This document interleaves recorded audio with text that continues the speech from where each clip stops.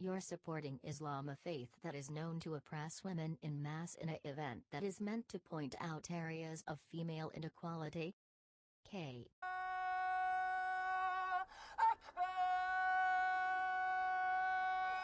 Responsible for producing the pathetic, unlovable creature known as the male feminist. The male feminist. 1 + 1 is 2. I like the color blue. Feminist is cancer. Room commentary from Daddy, from Dear Donald Trump. It wasted no time in critiquing some rambunctious language from Donald Trump. And then, of course, it turns out that he himself abused this woman. 12% of American Muslims, of Muslims living here, 1 in 10, believe that blasphemy against Islam should be punishable by death. Religion of peace.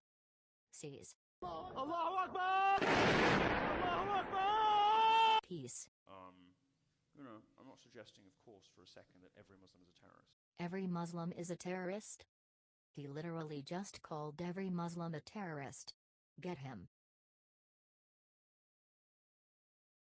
In more detail with us is Natasha Devon, founder of the Self-Esteem Team, a campaign group that works with teenagers on mental health and body image, and writer and broadcaster and mischief maker, Milo Yiannopoulos. Let's see how we get on today. It's great to see you, Natasha. Congratulations on the MBE, by the way. Thank you for taking the time to join us this afternoon. You presumably, I'm sure you welcome the decision. What impact might it have? I think body image, the more I learn about it, the more complicated I realise it is. And Short version: fat people aren't proud about being fat. Who would have guessed that? things like mannequins. So what's responsible for people becoming obese? Genetics? Too much of any food? Too much unhealthy food? No. Mannequins? Okay, that makes much more sense. And adverts, they're symbols really, I think, more than anything, of the pressures that women face. So Topshop's decision is a victory, but it's not going to change anything significant, I don't think. Why not? Because it runs so deep, it's in the very fabric of our society, and that's why we go into schools and work on changing mindsets and giving young people the armour they need to question capitalism, because it's in the very fabric of the world that we live in. A mannequin, it might shock you out of your revelry, and that's certainly what's happened with this campaign, but this stuff is all around us all the time. Well, it's extraordinary, isn't it, to hear about, you know, the fact that there's apparently a problem with women worrying about being too thin. That's, of course, not the problem. The problem is that everyone's getting too fat. And actually, there's no evidence, really, that any of this stuff has much of an impact. A lot of the science is very fuzzy on this. It's social science stuff rather than any real sort of reports or anything. You mean to say that being fat isn't related to mannequins? How dare you?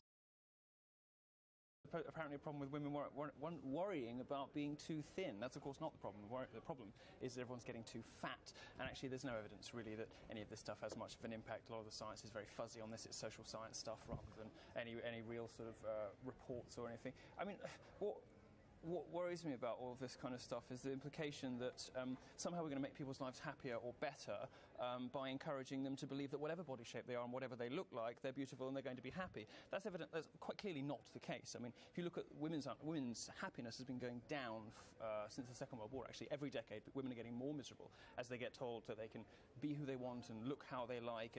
And you can say, I suppose, that a woman's self-esteem should have nothing to do with whether or not a man's sexual preference, you know, sort of coincides with how she looks. But the fact is, women are getting more unhappy, and this sort of slightly irresponsible trend to sort of encourage people to eat whatever they want and do whatever they want is is one of the things that's fueling an obesity crisis, and that's a really serious thing. That's a real thing. That's something that's got health implications. It's got cost implications for the NHS. The problem isn't too many anorexic women. The problem is quite in the opposite direction. We're perfectly happy to have aspirational role models in our entertainment.